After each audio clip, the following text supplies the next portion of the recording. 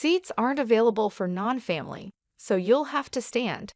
When I went to a restaurant to celebrate my grandson Eric's milestone, I found there wasn't a seat for me in the designated room.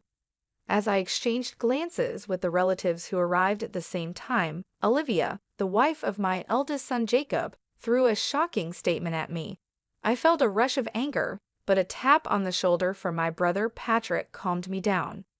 I said, "I guess we should head home then," and to my surprise, everyone immediately responded with yes to my question. We made a U-turn on the spot. Despite hearing shouts and the loud noise of breaking dishes behind us, I ignored them and headed home, where I immediately took a certain action. My name is Kelly. I'm a 51-year-old office worker for a company that runs multiple restaurants. Although I'm officially listed as a store advisor, I mostly work from home. This is partly because I was born with a handicap in one leg. I don't use a wheelchair, but I can't walk without a cane, making me hesitant to go to crowded downtown areas or use public transportation. Embarrassingly, I don't visit the restaurants my company operates very often. Of course, I know this isn't good, but since losing my husband Jack suddenly to illness 3 years ago, my life has felt empty. Now I live alone in a smaller condo arranged for me by my brother Patrick. I gave the condo where I lived with Jack to my married son and his wife about 2 years ago. Some people ask if I'm lonely, but when weighing the freedom of being alone against the loneliness, the appeal of living freely wins out. Part of this is because my relationship with my son's wife Olivia is terrible. Olivia is 10 years younger than my son Jacob, currently 25. She is stylish, beautiful, and was popular as a college student model while attending a prestigious university. I've heard she appeared on TV several times. She was expected to become a news reporter with the title of Miss University, but she got pregnant with Jacob's child during the summer of her junior year, and they had a shotgun wedding. At first, she took a leave of absence from college with plans to return after giving birth, but she suffered from severe morning sickness and her health got worse. Olivia worried that her beauty would be ruined and threw a tantrum, saying, "I don't want to be seen in public looking like this," and dropped out of college. At the same time, she became irritable over her uncontrollable physical condition and started behaving hysterically towards my son Jacob. "Mom, please, no matter what I do, thinking it's for the best," Olivia just screams and rejects everything. "The house is a mess, and it's bad for the baby's prenatal environment. I need your help," begged Jacob. So my husband and I decided to live with our son and his wife in the large condominium we had bought, intending to live there until we died. However, living together turned out to be challenging as Olivia treated me like a servant with her haughty attitude. "Don't dawdle, bring me my smoothie and crackers to bed quickly. Haven't I told you numerous times how sick I feel if I wake up with an empty stomach because of my morning sickness?" she would yell. And when she wasn't yelling about that, she'd scream, "Why are you washing my clothes with your old hag's clothes? No matter how expensive the fabric softener is, it won't keep the old hag smell from transferring to my clothes." Seeing enough, Jack would scold her firmly. Is it's common sense in this house to harass a pregnant woman? But she would just snap back. Even when Jack suggested that Jacob talk to her, Jacob would say, "It's impossible." Nothing makes sense to Olivia right now. "I wish you could just deal with it, Mom," laughing it off. As infuriating as it was, the fact that Olivia was pregnant made it so we had no choice but to endure her behavior. Had Jack been his usual self, perhaps he could have taken a firmer stand against Olivia and Jacob. But looking back, Jack's body was probably already being slowly ravaged by disease at that time. Olivia had cluttered Jack's study and living room, which should have been his places of relaxation after hard work, with her beauty devices, leaving no space to rest. Even trying to soak in the large bathtub we had ordered to relieve his fatigue was impossible. "Taking a bath with that old bugger gives me the chills. Just use the shower stall instead," she would say. I faced such verbal abuse Yet Jack would say, arguing with those two just tires me out more, deciding it was best to endure it himself. Seeing Jack's attitude, Olivia and Jacob, instead of reflecting, escalated their tyrannical behavior even further. As I busily managed the household chores, dragging my ailing leg around, they paid no mind. "I never want to end up like that disgraceful old hag, no matter how old I get," she said, insulting me to the visiting beautician while pointing at me. The beautician was at a loss for words at the sheer nastiness of their comments, but Olivia didn't care. "We really wanted to hire a younger servant, but you know how hard it is to find someone reliable these days, right? So we settled," she declared. Even as these words were spoken, I continued my chores in silence, my leg aching and my heart full of anger towards Olivia and Jacob. As these days went on, Olivia's due date arrived, and she gave birth to a healthy baby boy. Holding his first grandson, named Eric, Jack teared up a bit when the tiny hand tightly grasped his finger. Seeing this, I nearly cried myself. The innocent smile of the baby made me want to wash away all resentments and negative feelings. But that thought was short-lived when suddenly I received news that Jack had collapsed at work. Panicked, I rushed to the hospital while trying to contact Jacob on his mobile phone, but it remained unread with no return call. Reluctantly, I asked the company to contact him on his work-issued mobile phone, but that too was in vain with no response. Hoping at least to let Jack see his grandson Eric, I contacted Olivia's mobile phone. I asked her to bring Eric to the hospital. "I'm in the middle of a hair treatment at the salon, so it's impossible," she laughed and refused. "Then I'll come to the salon to pick up Eric myself." Do you really think I'd entrust a baby to an old hag who can barely walk with a cane? With that, she hung up the phone. Still, I didn't give up and kept calling Olivia and Jacob's mobile phones. But in the midst of this, the operating room light went off. Then the doctor came out and informed me that Jack had just passed away. My memories of the time that followed are a complete blank. All I can recall is a hazy scene, as if viewed through frosted glass. After the funeral, which took place amid this haze, I came down with the flu. "Olivia, the baby might catch it, which would be terrible," she exclaimed dramatically and told me to leave the house immediately. Already emotionally damaged by Jack's sudden death and physically weakened by fever and cough, I had no energy left to argue with hysterical Olivia. Barely managing to get dressed, I left the room but collapsed in the elevator hall entrance. Thankfully, the concierge called an ambulance, and I was rushed to the hospital. According to the doctors, I was on the verge of pneumonia. Later, my brother, his wife, and my nephew heard about my condition and took care of everything. "There's no need to visit the hospital. She's been admitted, she's safe, and it would be terrible if the baby caught something," Jacob and Olivia said, not even bothering to visit. Outraged by their attitude, my nephew and his wife suggested I stay with them for a while instead of returning to the condo, where I'd just be exploited by Olivia again. Returning to the condo would mean resuming a servant-like existence before even regaining my strength. However, staying at my brother Patrick's house, where my sister-in-law's parents lived, was not an option due to infection prevention concerns. My nephew's offer was a welcome one. Deciding to accept their kind offer, I planned to first return to the condo to retrieve Jack's photos and personal items left behind. My nephew's wife, Helen, who was worried about the situation, decided to come with me. When we visited the condominium for the first time in about a month, we found it in a terrible state. What is this mess? Dirty glasses and dishes were piled up, and the garbage disposal was clogged. The living room was no different, with delivery food containers scattered everywhere. The bathrooms and bath were in a dire state as well. I wondered how they could raise a baby in such filth.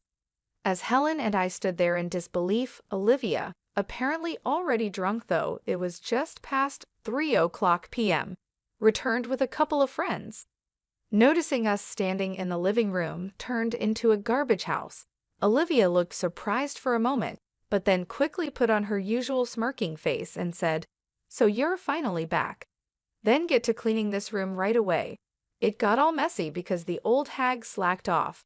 Helen was furious at this brazen attitude. She quickly approached Olivia and said, "How dare you speak to Jacob's mom like that after all she has done for you? And you just kicked her out the moment she got the flu." But Olivia and her friends just laughed it off. Birds of a feather flock together. Friends of unreasonable people are unsurprisingly unreasonable themselves, they said. Then, as if they had a great idea, they added, "Why don't you just leave for good? This place is going to be Jacob's through inheritance anyway. The old hag can just go back to her parents' house." As Helen grew even angrier, I somehow remained calm. Considering their outrageous behavior so far, it was only a matter of time before Olivia and the others would try to drive me out. There was no reason for me to stay any longer with such unpleasant people, so I called Noah to ask for help, and we managed to move out all my personal belongings that had sentimental value that day. Still, when I looked back at the condominium for the last time, the memory of deciding this house would be where I'd die and Jack's smiling face when we made that decision brushed my heart. I'm sure Jack would understand this decision, I felt certain. After that, I moved into a condominium near my parents' home that Patrick had arranged for me and returned to my job, which had been on hold since before Jack passed away. I also adopted a rescue cat, which I couldn't have before due to Jack's allergy, and started living with it. Though Jacob and I work at the same company and see each other when I go to the office, we hardly ever talk. However, one day I received an unusual message from Jacob. Curious about the sudden contact, I read the message. It was about planning a milestone celebration for Eric at a restaurant this coming weekend. It seems Olivia has invited a large number of guests, including her parents, relatives, and friends. "The balance will be off if no one from our side of the family attends," he said, wanting to invite me and the relatives. "Why don't you ask Jack's side of the family then?" I suggested, but it seems they had already refused. Indeed, Jack's relatives live quite far away, and it's not a distance easily traveled back and forth. Moreover, today is already Friday, and there's hardly any time to prepare to leave the house. It's understandable that they refused. I was about to refuse again when Jacob, sensing my hesitation, said, "I'm sorry for everything that's happened. For Eric's sake, could you consider our request?" Though I was indeed angry with Jacob and Olivia, Eric himself is innocent. Remembering how happy Jack was about Eric's birth, I considered it. I didn't want to spoil the celebration. After hanging up and giving it some thought, I decided to attend and sent Jacob a message to let him know. On the day of the celebration, my brother and his wife, my nephew and his wife, my uncle and aunt, their children, and other relatives gathered in front of the restaurant. Helen said, "I'm here today, not for that couple, but for Kelly." While calming her down, we were led to the room, the largest in the restaurant, with low tables and chairs. This setup would be difficult for me with my mobility issues, so I asked the staff for a chair that was a bit taller. However, Olivia interrupted. "There's no extra seat, so just stand," she said loudly with her arms crossed. Seeing Olivia's smirking face, I felt more dumbfounded than angry, wondering how she could be so mean even now. Then, impulsively, I called out to my relatives, "Shall we go back home then?" Without hesitation, they all responded, "Yes." The guests on Olivia's side became unsettled by this. Olivia's parents came forward, apologizing to me and my brother and his wife, while hurriedly scolding Olivia. But Olivia, scolded in front of her relatives and acquaintances, became angry and started throwing anything she could get her hands on, like vases, framed pictures, and dishes. Screams, shouts, and the sound of things breaking filled the room, but we left without paying any further attention. Once the relatives and I had left the restaurant, Patrick and I decided to hold a strategy meeting in preparation for what was to come. The company where I, the late Jack and Jacob worked was originally built by my grandfather.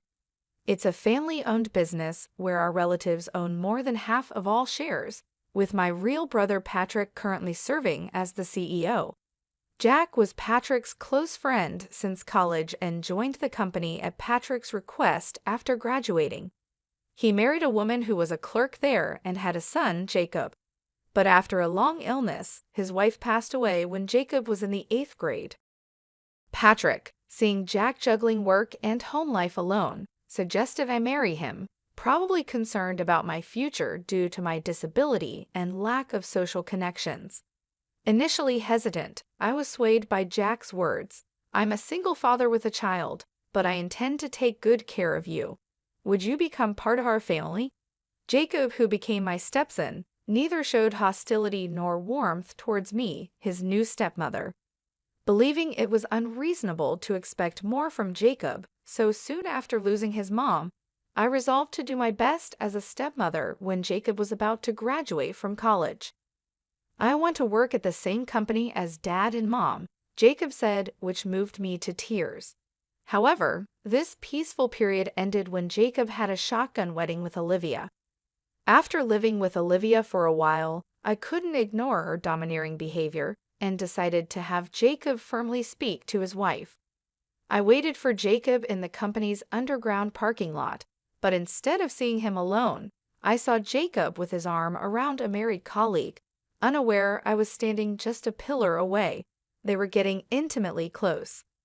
The shock was enough, but then Jacob told the woman, "What if someone sees us here? We'd both get fired." She confidently replied, "I won't make such a mistake, and even if my affair gets exposed, the company can't fire me. After all, I'm the president's step-nephew." Unaware of my shocked state, Jacob continued, "My real mom was just a country girl, but my stepmother, even if just in name, is the company's executive vice president and the granddaughter of the founder. So she owns a significant share of the stocks and assets. When she passes, all of that will be mine." Then he drove off with the woman. Overwhelmed by what I had just heard, I returned home, unable to tell Jack. Replaying Jacob's words in my head, I gradually understood why Olivia always spoke so disdainfully of me and why Jacob never reprimanded her. It was as if peeling back layers to reveal the truth. Olivia likely received a similar explanation from the beginning of their marriage. I'm just a stepmother after all, and they believe I'm merely a tool they can treat however they please until they inherit the estate.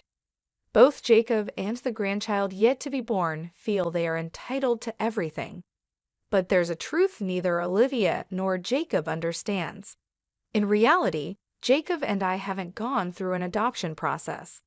Legally, Jacob is nothing more than Jack's stepchild with no right to inherit my estate. Needless to say, for Patrick, being the CEO, Jacob is nothing more than a step-nephew, if even that. Recovering from the shock, I immediately consulted with Patrick, Noah, and Helen. Following their advice, I took steps at the City Hall to ensure no unauthorized adoption could take place. Additionally, in case of any eventuality, I arranged to entrust the management of my personal assets to a lawyer, a process that was nearly completed when Jack passed away. Jack's own estate, having been mostly spent on his first wife's illness, consisted of little more than savings and life insurance. I quickly renounced my inheritance. The reason the condominium wasn't discussed during the inheritance talks is because it was never part of the estate to begin with. It's frightening how greed can blind people. Jacob and Olivia, thinking the condominium was Jack's, probably rushed to kick me out after I renounced the inheritance.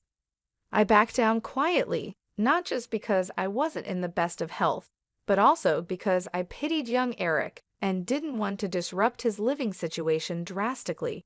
But this time, I've reached my limit. I originally intended to file for an eviction due to illegal occupancy of the condominium during the milestone celebration, so I promptly began the process with my lawyer. Olivia's parents dragged her to the company to apologize. We were told by Olivia that we shouldn't visit because she needed to get along with the family of the person she married. that the birth and everything would be managed by Jacob's family, since an heir is being born, and we took her word for it. We had no idea things had come to this. We're truly sorry.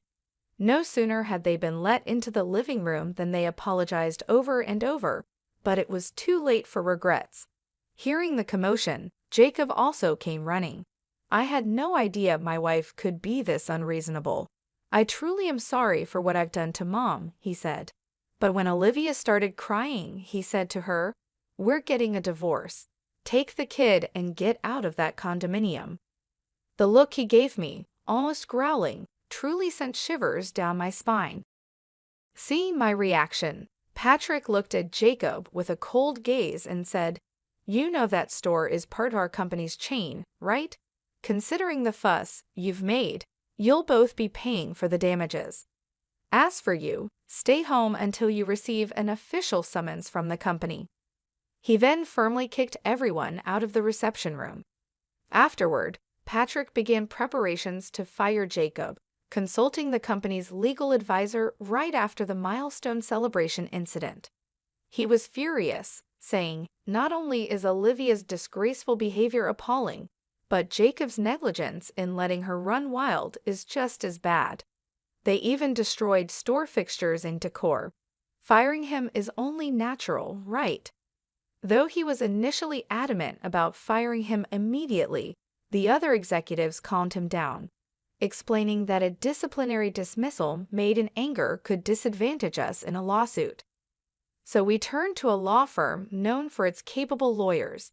True to their reputation, they did an excellent job providing indisputable evidence that was more than sufficient to fire Jacob.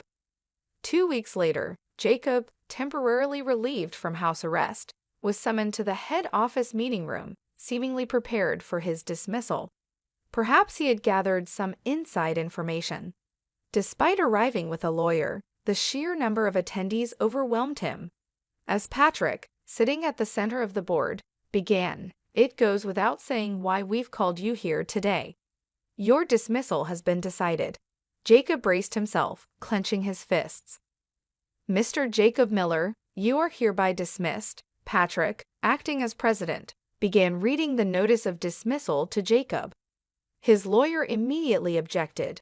"My client admits to the troubles with his stepmother Kelly, but insists that connecting this to his dismissal is wrongful termination."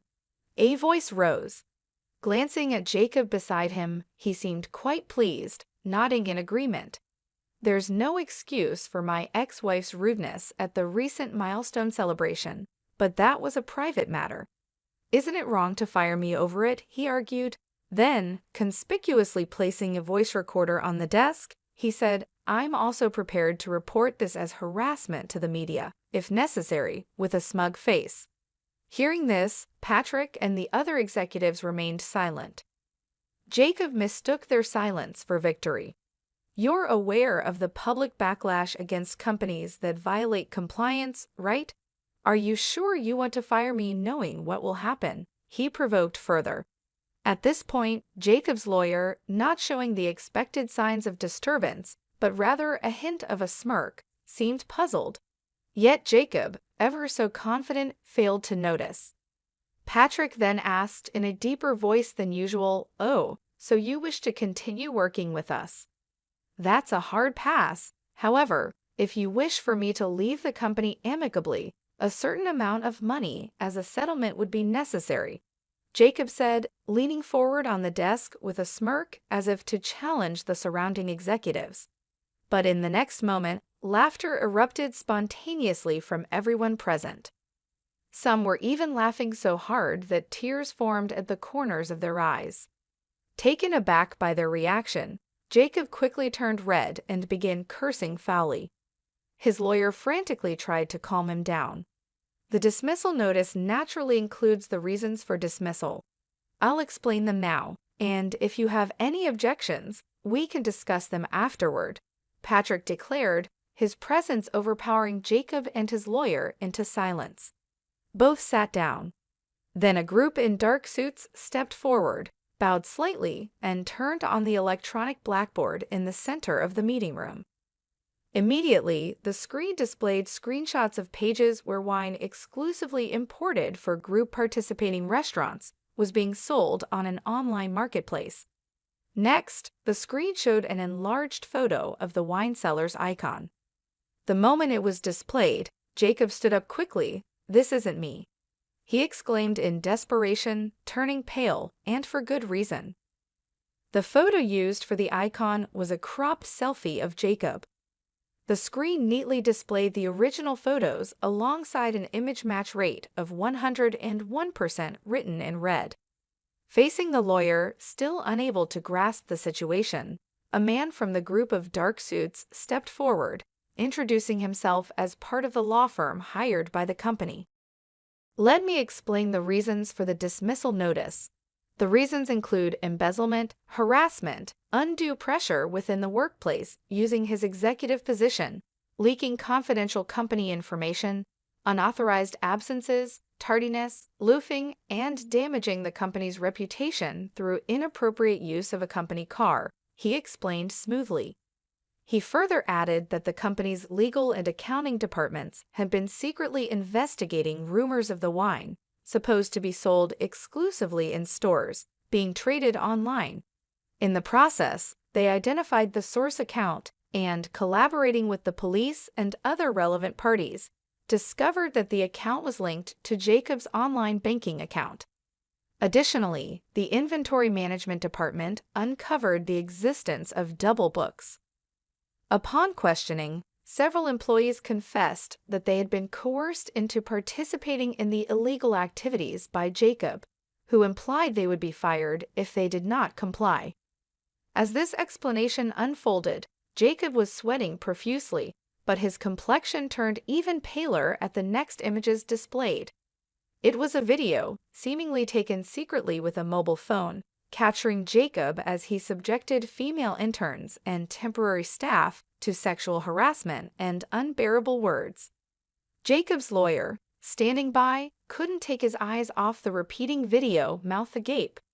Next shown were images of customer information meant for our company being sold to a rival company, and a USB drive containing original recipes alongside an envelope bearing the name of the rival company's legal counsel. Seeing this, Jacob's face turned from pale to ashen, and his hands trembled on the desk. Our lawyer continued without hesitation, explaining why the USB was transferred from the rival company. Actually, suspicions about the source of this confidential information had arisen even before it was utilized. Upon rechecking the acquisition method, it was found that an employee of the rival company had obtained it from Mr. Jacob Miller in exchange for a significant amount of cash, he explained. The rival company quickly dealt with the involved employee and returned the data to us, along with documents clarifying the factual situation. Jacob's lawyer, taken aback by the continuous revelation of Jacob's misdeeds, listened in stunned silence. However, our lawyer concluded with, "While it might seem superfluous to mention now, all these illegal activities have already led to the filing of criminal complaints. Perhaps instead of discussing settlement money, you should be preparing for a criminal defense," he said with a chilling laugh. Jacob's lawyer turned red-faced. "I've heard nothing of this from my client. I cannot represent him under these circumstances. I resign," he exclaimed, glaring at Jacob before storming out of the room. Left alone, Jacob's initial bravado disappeared, and he slumped in his chair. Before he knew it, the women he had harassed in the video lined up in front of him. "We will be filing for damages as well," they firmly declared. Adding insult to injury, our lawyer continued, "Moreover, it has been confirmed through social media posts that you've been unfaithful with multiple women using company resources, even during work hours, and engaged in inappropriate actions in public. The company will, of course, include these actions in its claims for damages. So please be prepared for that," he stated, speaking pleasantly but with no smile in his eyes. Jacob finally collapsed from his chair, sitting on the floor in defeat. As Patrick and the lawyer had declared, Jacob was swiftly dismissed for misconduct. In the investigation that followed, Jacob, who was interrogated for embezzlement, tried to negotiate a settlement to avoid a prison sentence. However, finding a willing lawyer proved difficult, and he struggled to even pay the retainer fees. Eventually, he managed to cover the lawyer fees and compensation payments using the inheritance from his father, avoiding jail time for embezzlement. Yet, unable to prepare for the compensation claims for leaking confidential information, the emotional damages claimed by the women, and the defamation lawsuits, Jacob found himself buried in debt. Olivia, understandably furious at being quickly discarded by Jacob for his own protection, filed for asset division, damages, and child support. In a defiant stance, Jacob demanded, "Then let's have a DNA test for the child," prioritizing the investigation of paternity over financial concerns. Confidently agreeing, Olivia was shocked when the results showed the child wasn't Jacob's biological offspring. Investigations by a detective hired by Jacob revealed Olivia had multiple partners at the time of their shotgun marriage, one of whom was the biological father, disproving any parental relationship between Jacob and the child. However, legally, Eric was still considered Jacob's child. Knowing he couldn't escape from the obligation of child support, Jacob initiated mediation to confirm the absence of a parental relationship. While a lengthy resolution was expected, the public exposure of Olivia's turbulent private life in court was something her parents wanted to avoid at all costs, leading to an explosive reaction. "Stop bringing shame upon us. Enough with your antics," they demanded, forcing Olivia to withdraw all claims for asset division, damages, and child support. Then Olivia, for reasons known only to her, demanded of Zachary, "You're the father of this child, so you should acknowledge paternity and pay child support." The biological father of her child, Zachary, who was married, refused to acknowledge his responsibility. Zachary was afraid his wife would find out, so he offered to pay some child support. But Olivia was not satisfied. She took the child and confronted Zachary at his home while he was away. "Don't you think it's terrible that your child and mine, sharing the same father, aren't acknowledged and don't receive proper child support?" she boldly stated. Zachary's wife, caught off guard by this revelation and already dissatisfied with her husband, promptly divorced him. She transferred all desirable assets, including a new house, savings, and stocks, into her name before kicking Zachary out with nothing. Initially, Olivia smirked at Zachary's divorce, thinking she could be the next wife. But upon learning he had lost all his assets and was ousted from his father-in-law's company, becoming unemployed, she quickly withdrew. Despite the cause being his own infidelity, Zachary felt his happiness had been destroyed and blamed Olivia. "All of this is her fault," he said. Ever since then, he has been relentlessly pursuing Olivia wherever she hides.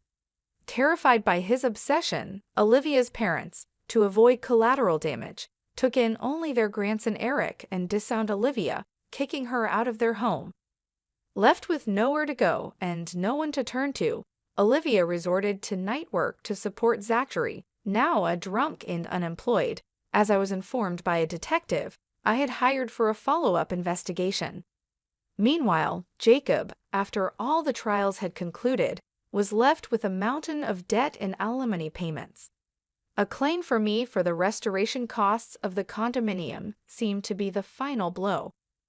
Trying to make a comeback proved futile as he couldn't find stable employment and resorted to juggling short-term jobs, inevitably falling behind on repayments. There was a time when he possibly couldn't afford a mobile phone and called from a public phone, pleading, "Please, I need help," but the call ended in silence after I remained quiet.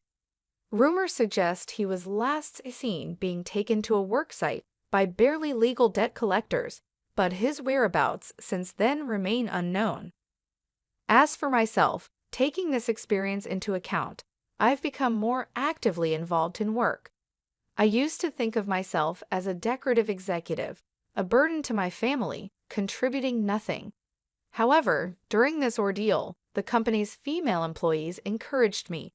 Even with accessible stores, its true usability can't be known without directly asking the users. Kelly, you could surely bridge that gap. Have more confidence in yourself. Getting more involved in on-site work made me realize I had become a pro at finding reasons for why I can't do this or that's impossible. Regretting not realizing this sooner, I'm now 51 with 9 years left until retirement. Rather than mourning the irretrievable past, I'm determined to make the most of these next 9 years. My current goal is to earn an extension of my retirement from Patrick and our relatives, and to report this achievement to Jack, who has passed away.